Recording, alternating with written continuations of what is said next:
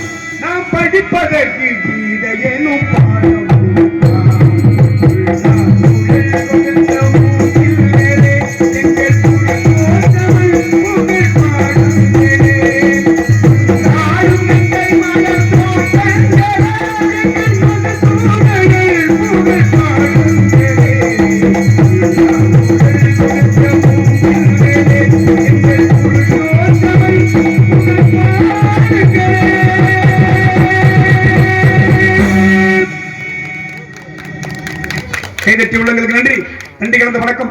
இருந்தபோது இடத்தை வர்ணிக்க வேண்டும். அதற்கு முன்பாக ஓரறிவு மரம்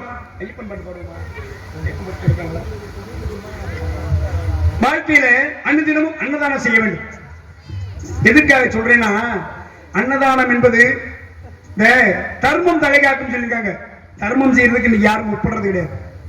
தானம் என்பது வேறு, தர்மம் என்பது வேறு. தானம் என்பது எதிர்பார்த்து செய்வது, அன்னதானம் சொல்றோம்ல. அதே போன்று தர்மம் என்பது எதையும் எதிர்பாராமல் செய்வது.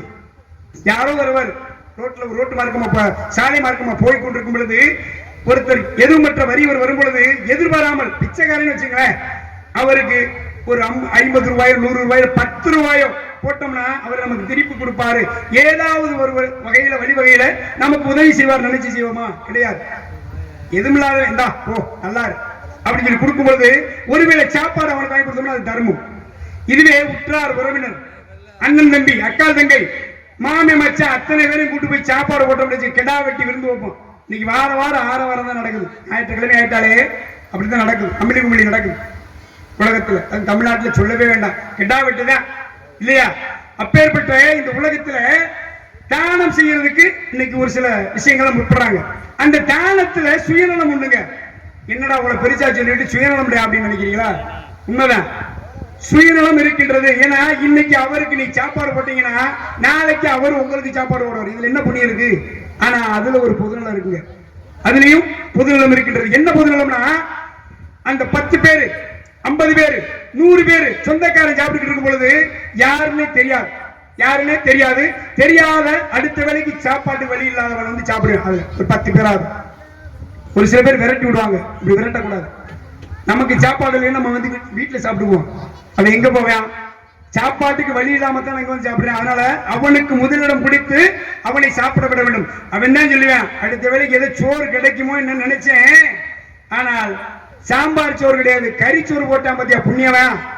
என் வயிறு எப்படி குளிருதோ அதே போன்று அவனுடைய குடும்பம் என்னைக்கும் அப்படி குழு குழுன்னு தலை தூங்கி வாழையடி வாழையா பரம்பரை பரம்பரையா நல்லா இருக்கணும் வாழ்க்கணும்.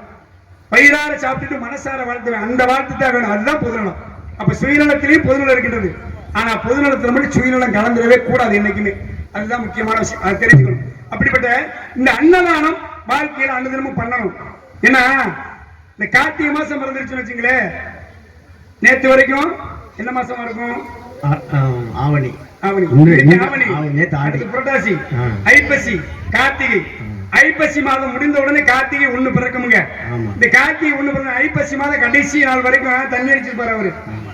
விடிய விடிய குடியேறா இருப்பார். ஆனா அந்த கார்த்திகை மாதம் 1ஆம் தேதி பிரம்மமுகூர்த்தத்துல மாலை போட்டு வந்துருவாரு. நேற்று வரைக்கும் அப்படி தள்ளாடிட்டு பெரிய சண்டை கலவரம் ஏற்படுத்திருப்பாரு. காலையில வந்து பார்த்தோன்னே சாமியா வந்து நிற்பாரு. என்ன சாமி நேற்று வேற மாதிரி இருந்தீங்க, இன்னைக்கு வேற மாதிரி இருக்கீங்க அப்படி கேட்பாங்க நம்மளு. இல்ல அப்படியா அப்படின்ற காரணத்துல என்ன விஷயம்னா, வீட்டுல எல்லாம் சொல்லிட்டாங்க நீ தேவையில்லாத வேலை பாக்குற. அப்ப குடிக்கிறது நிப்பாட்டுறதுக்காக தான் அவர் மாலை போட்டிருக்காரு. ஏதோ ஒரு வழியில பக்தி மார்க்கத்துக்கு போயாச்சு, நல்ல விஷயம் தான். என்ன விஷயம்னா, நேற்று வரைக்கும் குடியாரை அப்படின்னு சொன்னவரை மறுநாள் பாருங்களேன், வாங்க சாமி அந்த வணக்கம். அப்போ மனிதனுக்கு மரியாதை கிடையாது, அவர் போட்டிருக்க வேஷத்துக்கு மரியாதை இருக்கா இல்லையா? அப்ப மனிதன் மனிதனாக இருக்க வேண்டும். நிதானம் என்பது வேணும். நிதானம் என்பது நிதானம் இருந்தாலும் எத்தனை தானம் இருக்குது. அன்னதானம், கண்தானம், உடல் உறுப்பு தானம், இத்தனை தானம் செய்வதற்கு மனிதனுக்கு நிதானம் இருந்தால் மட்டும்தான் தானம் செய்ய முடியும். அப்பெல்லாம் காரணம் இருக்கு. அதனாலதான் அந்த கோவிலுக்கு போறதுக்கு ஏன்னா 48 நாள் ஒரு மண்டலம். இந்த ஒரு மண்டலம் எதுக்காக அவருக்கு அந்த ஒரு மண்டலம் விரதம் இருக்கணும்? அது வந்து விந்து கட்டுதல்னு சொல்லுவாங்க. அவர் குண்டலினி யாகத்தில் இருக்கின்றார், குண்டலினி யாகத்தில் இருக்கின்றார். அதனால பிரம்மச்சரி விரதம் அப்படின்னு சொல்லுவாங்க. அந்த பிரம்மச்சரி விரதத்துல எளிமையான வாழ்க்கை முறை வாழணும். வெறும் தரையில தான் படுக்கணும். ஒரு துண்டு போட்டிருப்பாரு, அந்த துண்டு ரெண்டு ஜோடி இருக்கும். அதை துவைச்சு மாத்தி மாத்தி கட்டிக்கணும். தலையில எண்ணெய் வைக்க கூடாது, வாசனை திரவியங்களை பூசிக்கொள்ள கூடாது. அப்படி சாப்பாட்டு முறையிலும் எளிமையான முறையில சாப்பிடணும். விரதம் இருக்கும் போது பகலெல்லாம் விரதம் இருந்துட்டு இரவுல போய் என்ன வேணாலும் வளைச்சு கட்டிடலாமா? அப்படி கிடையாது. அரை வைத்து சாப்பாடு தான் சாப்பிடணும். உயிர் வாழ்வதற்காக உண்பதற்காக உயிர் வாழாதே இருக்காங்க பெரியவங்க. அதன்படி ஆக விந்து கட்டுதல்னா அந்த பக்தி, அந்த விரதத்துக்கு பங்கம் வந்து விடக்கூடாது. அப்படின்றதுக்காக 48 நாள் இருக்கு சொன்னாங்க. மனிதன் இருக்க முடியுமா?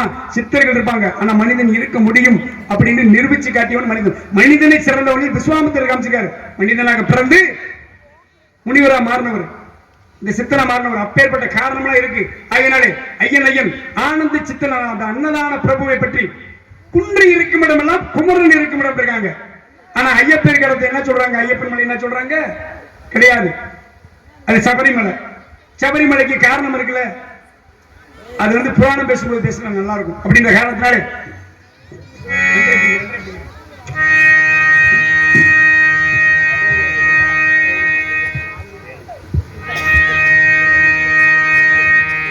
ஸ்ரீ வீர தேவர் அகிலமும் ஓங்காரமாய் விளங்க,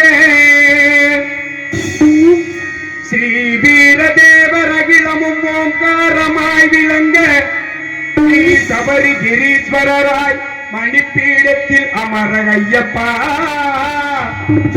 கண்டம் இடறி என்னை நீ தொண்டராய் பாட வைப்பாய், பாட வைப்பாய், பாட வைப்பாய், பாட வைப்பாய் ஐயப்பா, கண்டம் இடறி என்னை நீ தொண்டராய் பாட வைப்பாய், நம்பினவர் காதரவுற்றருளும் ஐயனே ஐயனே ஐயனே ஐயன் ஐயப்பனே சரணம் ஐயப்பா.